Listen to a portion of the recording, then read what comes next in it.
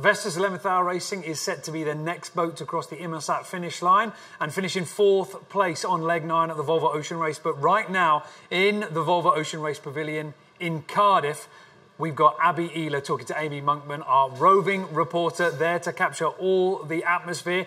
And let's hear from the woman of the hour from the winning boat. He's going to throw. I'll let you know if I do or not. So I'm here with Abby Ehler from Team Brunel. Abby, first of all, congratulations. Thank you. Bonus point on the win, yeah. And a double point scoring leg. I mean, you guys are now officially completely within reach of the Volvo Ocean Race Trophy. How does that feel? Very different to where we were in Auckland, which was a very different story, and to have turned it around to be where we are now just feels amazing. We feel like we've got momentum, we feel like we're on a bit of a roll, and we haven't really done anything massively different. So what's important now is that we can just keep that momentum rolling, and as you said, I mean, the potential is there. And I mean, I remember in Auckland, and Niall actually mentioned this earlier, we remember Baalbecking saying, we can still win from here, we can still win from here. And people are like, oh, you know, he's just trying to keep up the team morale, and can they still win from here? We're not quite sure. But actually, when you totally can. And did you feel like that at the time as a team? I think I agree with you. It felt like we couldn't come back from that place. I mean, even though from the mathematical point of view, we could, but mentally it didn't feel like we could turn it around. It just felt like it was just too big a gap to close, and we were really struggling to find those performance bits that, you know, needed to get us in a podium finish. So yeah, to be in this position now, looking back in hindsight, I didn't think we would be here. And we can see your lovely son I can see your lovely son just out of the corner of my eye. And, you know, we know how close you are. We have the video circulating on social media of your relationship. Hi, Harley. Come on in. But, you know, it must be such an amazing feeling not only to dock in the UK, but to... I have to wait a second. I was just saying it must be an amazing feeling not only to dock in the UK, but to, you know, have your family on the pontoon and just have that kind of overwhelming emotion of seeing your son again. That must be a really lovely moment. It is. I think it's fantastic to be back in the UK. It's a long time since the race has been here, and equally this is the first stop where Harley's been able to come and be on the dock to meet us. It makes a huge difference to have family here. It makes it really special, and yeah, it's been a long time having not seen him, so time to catch up. We are going to let you eat. Just one last question. We were talking in Newport about how important the double point scoring transatlantic leg was. You've won that, and now all of a sudden the last 2 legs of the Volvo Ocean Race are more important than, you know, anyone ever thought they potentially could be. Just tell us how your team are approaching the final couple of legs. Well, nothing's changing. It's just about being consistent, not taking too big of risks, and just got to keep doing what we're doing. I mean, nothing's going to change. It's just a case of plugging away. All right, well, thank you. I'm going to let you get back to your lovely family now. That's all from us at the Volvo Pavilion. Amy Monkman at the Volvo Ocean Race Pavilion at the stopover in Cardiff with Abby Ehler from Team Brunel. After winning leg 9, but out on the water we still have Vestas 11th Hour Racing. They are making their way to the finish line at the moment. They've got a little bit of distance left to go, about 5 nautical miles for Charlie Enright, unmarked towel. And, you know, Conrad, you talk about the Volvo Ocean Race not just being about the points, but also about the human adventure and the test of the sailors and the teams out there on the water. I mean, this boat has been through it all. I thought you were going to go with Abby Ehler and her son, but no, you're exactly right. This team... they've been through the ringer, and they've come out smiling and stronger as a team. You know that we've been talking all the way through the course of this race over the past few months about the culture that this team has. Maybe it's American and the sort of I don't know. I hesitate to say touchy-feely, but you know everything is out there. Charlie Enright has a very sort of open leadership where it's funny because a boat, particularly an ocean racing boat, is no place for democracy. You need to have clear, concise leadership, and Charlie certainly provides that. but with a great opportunity for each sailor to participate in the forum, to share their thoughts, and I think that's one of the things that's sort of quite unique. You know, and maybe it's due to the fact that he's one of the younger sailors in the race, that he has sort of had to position himself as a very open leader to absorb all of the strength and the personalities and the experience of such sailing legends like Tony Mutter on board. I mean, a long list of sailors with real skill, but I mean, a real kick to the teeth when you consider that they haven't, you know, there's 4 legs of this edition of the Volvo Ocean Race, so they weren't able to score any points at all. You know, coming into Newport quite nicely, even with that tricky finish towards the end. A 4th place here in Cardiff is a good result, but of course, like all competitive sailors, Mark Towell, Charlie Enright, they wanted more. They wanted to be able to leave this edition of the Volvo Ocean Race with a full bang. They've got 2 more legs to do it in. I mean, ultimately at this point, the podium's out of reach, but a chance to write their name in the history books of the Volvo Ocean Race with a leg win would be a great thing. Well, yeah. I mean, we saw that towards the closing stages of the last race when the bones of this team, Charlie Enright, Mark Towell, and Nick Dana, were on board Alva Medica, and that was a young team that was relatively inexperienced. They didn't have the sort of technical and the bad luck struggles that this team has had this time around.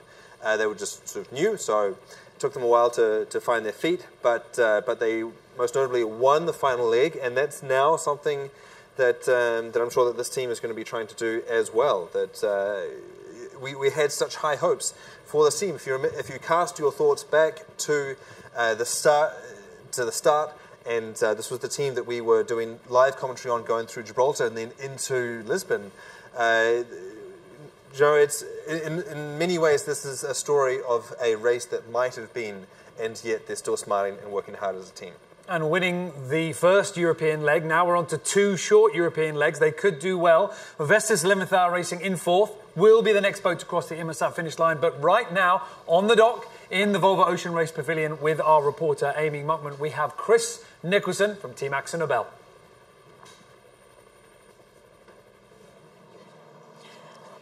Thanks. So I'm here with Chris Nicholson. Chris, that was what seemed like an incredibly long leg, even though it was just 9 days. But with all the ups and downs and everything that we saw, it felt for us incredibly long. Did it feel that way for you guys? It actually did. It's weird to think, you know, like we did a 600-mile day, and then plus, you know, another couple of fast days around it. But it still took 9 days. I'm not sure where the time went. Everyone was so preoccupied with the boat on boat. You know, we were almost always inside of another boat the whole way.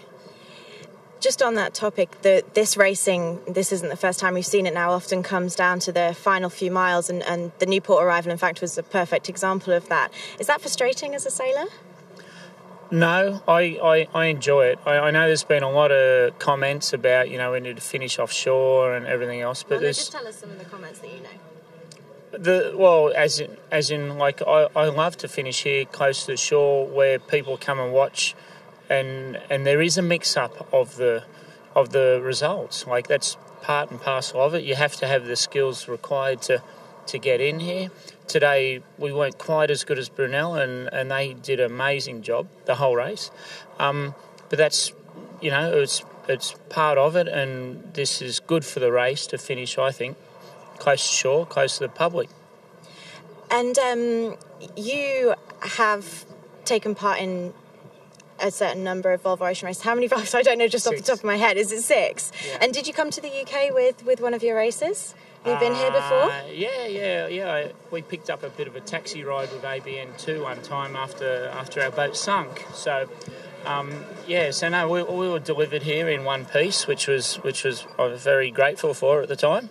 And how does it feel to be back in the UK, and especially Cardiff? I know you've only been here 5 minutes, and it's not the best weather in the world, but it must feel quite nice to be back in the UK after such a long time. It is. It's one of the homes. It's one of the, you know, more traditional homes of the Volvo Ocean Race and any race really that goes around the world. So it's good to be back here. You know, we're here for long enough that, you know, we can repair the boats and showcase the boats in import racing, and then get ready off to Gothenburg. And finally, just tell me, what do you hope that we're going to expect to see from Team Max and Novell in the last 2 legs, especially the one into The Hague, which is obviously going to be a huge one for you guys? Oh, I hope we can continue along the line that we have here. We at the moment, we turned around quite a average result for us going into Newport, and everybody on board the boat and the whole team stepped it up, and it was a really good atmosphere on board, and we did better. So that's what to me. If we continue that, the results will come and everything else. And but for us to knock out a 600-mile day, yes, cool. Breaking the 24-hour speed record was pretty epic, and congratulations on a fantastic second place as well. We'll let you get to those burgers that we know you're waiting for inside. Back to you now. Thanks, Amy. Chris Nicholson talking to Amy Monkman there in the Volvo Ocean Race Pavilion. And Conrad, as we watch Vestas 11th Hour Racing here on their last little push, 3-4 nautical miles to go for Charlie Enright and Mark Towell. Team Max and Novell, 602 nautical miles achieved in a 24-hour run. It's going to be hard for any boat really to beat that one in the near future. Well, certainly in the near future, because the race is coming to an end, my friend. And those kind of speeds can only really be done out in the open ocean. So in the short coastal racing that we're going to see in these European sprints, that's certainly not going to come under threat. And particularly the transatlantic, when you do get the bit of a shove from behind with the Gulf Stream, then those are really ideal conditions. And then also, over and above the fact that you are sailing on a moving carpet, like the Gulf Stream, you can almost imagine trying to set a record of a 100-meter sprint using those moving walkways in the airports. That you're moving on a surface that's already moving in the direction where you want to go. But then also the conditions that we had in this transatlantic were completely exceptional. That there was this big depression that actually stopped. And that was quite remarkable, because normally you have a transition where you have the warm front and then the warm sector and then the cold front that rolls over the fleet, because these 65-foot monohulls are not fast enough to stay within one sector of the depression. But actually, ideal conditions, because this one went up to Greenland, stopped, ground to a halt, and just kept on firing those beautiful conditions out to the fleet without any sail changes, without any massive transitions. So I think that all of that combines to create a Volvo Ocean Racing speed record that's going to really stand the test of time. On Vestas 11th Hour Racing, they are doing just shy of 12 knots at the moment towards the finish. And on those helicopter shots we just saw a moment ago, Conrad, a reef in the main. I mean, by my memory, I don't remember seeing with a reef in the main. We have been talking about this finish being pretty light, but right now, full stack, full cant on the keel, we can pretty safely guess, and a reef in the main as well. Well, that's right. The breeze has definitely come up, and it's not the same racetrack anymore. It's not the same conditions that we've got. Looking at the wind, 18 knots of wind going over the boat right now, and so it's normal that they would have a reef in at this point, particularly because they are trying to do VMG or close upwind sailing. And you can see that they've got the J1 there, so the biggest jib before you start getting into the code sails, and nice angle at heel, great speed on the boat. So no, it's interesting that it's certainly a big contrast to where they were just a few hours ago, drifting around in the tide. Yeah. What a great way to finish the leg as well. With this much power underneath you, it's not going to be a drift off across the MRSAT finish line. It's going to be full speed for Vestas 11th Hour Racing. A wonderful way to conclude 3,400 miles of racing on leg 9. Today we're off across the Atlantic to Cardiff, another double points leg, so a big opportunity for us. It's pretty incredible looking out at the weather and looking at how many boats. This could be in August here.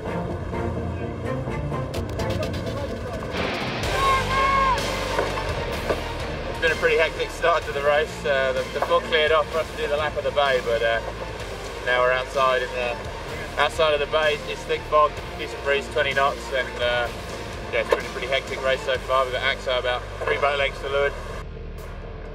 Points are kind of irrelevant. It's more of a statement for us to show everyone that we were always here and we always were a contender, and I think that's more important than the points to us. Generally we're going pretty well. We've got AXO a couple of miles behind. 50 miles beside us we've got Brunel, so we should be in pretty good shape with them, and about 40 miles behind is Scallywag. More interestingly, a couple of 100 miles to the northwest we've got Matt Frey, Dongfong and Turn the Tide. So you've had a busy afternoon. We finally got up through the front that was supposed to run us on the first night. In the end we had to go to it and punch on through, but on the other side I suspected things were a little bit more complicated. Just get ready to go and watch. We're making our way north, it's getting quite a bit colder. We got me on the grind, Mark on the main, big fella on the wheel, James on the crucifix. 45 knots, 46. As you can see at the moment, probably from how the camera's shaking around, that it also kind of messes up the sea state a little bit. So it's a pretty cool phenomenon in the Gulf Stream, apart from saving Europe from being a frozen, icy tundra.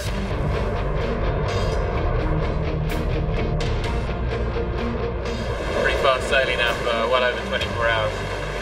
Actually the wind's just starting to moderate a bit. It's probably the first time in a couple of days we've seen the wind under 30.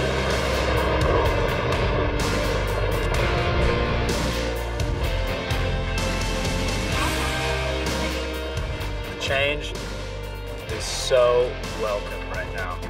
Yesterday I was standing in this very position, getting absolutely pelted with water. So we're here in the thick of the action in the ridge of high pressure, and we're getting close to attack. We've got Dongfeng just over here. The games begin on the other side. And it's even warm and a bit sunny. You would never think that on the approach to the UK, but here we are.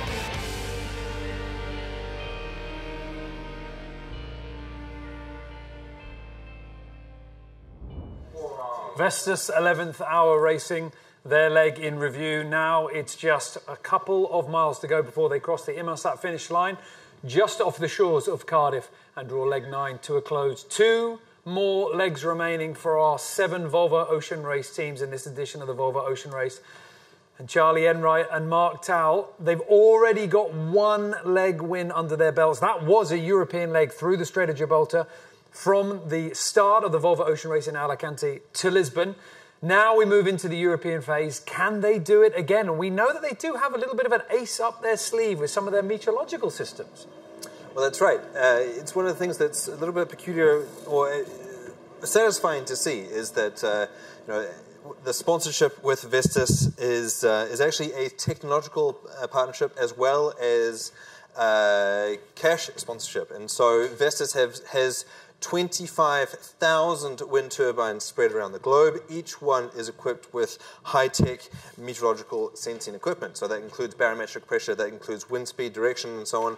And all of that gets fed back into their home base in Denmark, crunched into a supercomputer, and then that can output CFD models. Now, CFD is computational fluid dynamics. That's basically the digital study of the way that fluid, including wind, flows around three-dimensional objects. So one of the things that Simon Fisher, the navigator on board, has been able to draw upon, one of the resources, has been this modeling of each one of the ports. And so for the starts and finishes, for the import races, you can imagine which way the wind is going to blow around a particular headland.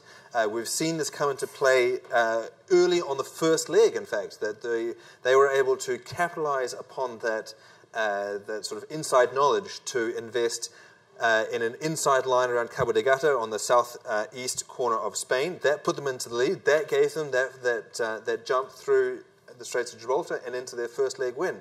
Now, as you quite rightly say, on these shorter legs where local effect has much greater importance, then I think it's really going to pay, particularly because in the next leg we go out around the outside of Ireland again. And so you've got all of that potential of sailing in the lee of a big landmass and getting a few little wind shifts right or wind acceleration zones down the gullies and the valleys could really help. Okay, well, at the moment, it doesn't seem to have helped them pick out the perfect lay line. For the last view on the track, it looked like they're going to need to do 2 more tacks to lay the finish line. So while we've just got a little bit of a chance here, I'm just going to put a question to you, Conrad, that we've had come in from the audience. We're talking a lot at the moment about the points. Yes, we are going into those last 2 short legs. We know that the points are incredibly close. And Tony J. Cassar asks, what happened to Mafre? Have they lost their magic? What would your response be to that?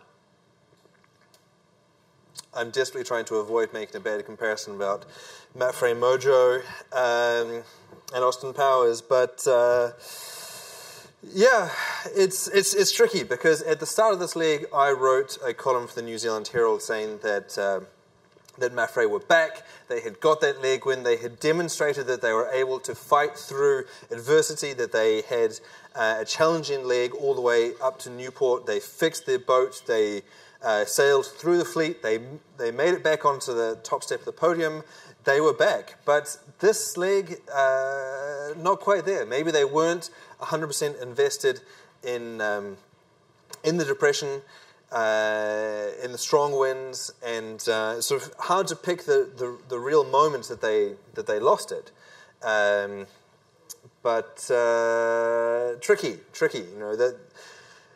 Again, I point to the chart that we put together, showing that they started the race around the world really strongly, and then have been largely underperforming. They have had challenges like the Southern Ocean, where they had their mast track problems begat mainsail problems that sort of pushed them out the back. But it's really tough to know. I'm sorry, Tony. It's tricky to make a call on this one. But what we do know is that this team is not helping Mafre at the moment. That the fact that we've got Vestas 11th Hour Racing in between Dongfeng and Mafre, that was actually the killer blow in terms of points. Because had this team sort of given up their position and allowed Mafre to slip through, that would have meant that Mafre had maintained their lead in the overall. But here, I think we've got Charles Gaudroulier, who's going to owe Charlie Enright and his team quite a few beers in thanks, because they've certainly done them a solid and allowed them to take over the top. And not just Charles Gaudroulier and Dongfeng Race Team, but also Bauer Becking on board Team Brunel. Because, of course, getting the leg win with the bonus point, that's one end of the bargain, but also pushing Mafre, and indeed, if you can, pushing Dongfeng Race Team down the rankings as well. That really helps. And going into those next 2 legs, it's very interesting when you look at the points, because this sort of scenario that we're seeing here, with Vestas 11th Hour Racing able to push one of the front runners a little further back, some of the teams need this. Bauer Becking and Team Brunel, they need this. They can't just win the last 2 European legs. The boats like Vestas 11th Hour Racing, Sun Hung Kai Skellywag, Turn the Tide on Plastic, not teams that at this point can really make the podium. Those 3 boats especially are going to be very crucial to the other teams. They are going to have a big effect. They will, absolutely. And it's kind of like watching a championship unfold in the way that the brackets plays out, that the results of other matches out on the water within the fleet can have a massive overall effect in the score finally. And that's why we played you that clip from Charles Gaudroulier with the stress on board Dongfeng Race Team, is that he was petrified that it was going to be Brunel that maintained their lead and got those bonus points, bringing them within striking distance of the overall. And so it's really for the top teams that are chasing the final podium, then it is teams like this, Vestas 11th Hour Racing, that can make or break it for you. Well, Vestas 11th Hour Racing, they have done the first of their last 2 tacks to get them across the Inmarsat finish line in Cardiff. 1 reef in the main, and if you've been following the arrivals today, you'll know that they're, by my eye, the first boat that we've seen with a reef, and that's because the breeze is up and it's building. We did see a little bit of a park up. We did see some very tricky light wind conditions, but if you replay the tracker, I mean, Conrad, it's interesting to see how the teams have approached this finish line on either side of the river. They knew what the tide was going to be doing, and they've positioned themselves pretty well to take advantage of it. Yeah, you're right to point that out, because each team has had a different strategy. And it's not just because they have a different strategy given the same conditions. They have had to do different things because of where they are in the timing of the tide, whether it's the ebb or whether it's the flood, whether it's against them or giving them a push. And so that's why previously we've seen Vestas and Dongfeng Race Team up on the north coast because they were trying to get out of the worst of the countercurrent, pushing them out, whereas we saw the two leaders on the other side.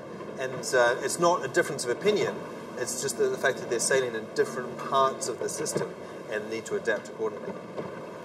Well, right now the breeze is there for Vestas 11th Hour Racing. There's a little bit of chop out on the water and a bit of a spectator fleet, not least our camera rib out there along with our helicopter. And this should be the last tack for Mark Tal and Charlie Enright, co-skippers of Vestas 11th Hour Racing. One more tack needed, and over it goes with the J1. Much easier tacking conditions that we saw with those big furling head sails. The boat's tacked over, the speed now starting to creep back up, and there is the finish line. The Inmarsat finish line from the red mark, creeping down underneath towards the cardinal mark, just at the bottom of your picture. Vestas 11th Hour Racing crosses the finish line to finish 4th in leg 9. Mark Tal and Charlie Enright back on the water with the rest of their crew and proving that they can still sail fast. With all the hardships that these teams have been sailing through, with all the trials and tribulations, the ups and the downs, it's so important for this boat to still be able to stand tall and claim a good result when they achieve one. Yeah, absolutely. That in many ways, given all the challenges, remember, you know, the dismasting in particular, that has sort of conspired to make life difficult for this team. So yeah, sure, 4th result is not spectacular, but you can't win every single race. And but we know that this is a team that is capable of winning, and for all of the reasons that we've just talked about, I think it's going to be really exciting to watch these last few legs unfold, because this is a team. You're exactly right. They cannot get onto the podium anymore, but that means that they have something to prove. They want to try and rescue the value out of this race, which means that they're going to be going absolutely hell for leather for these last few legs.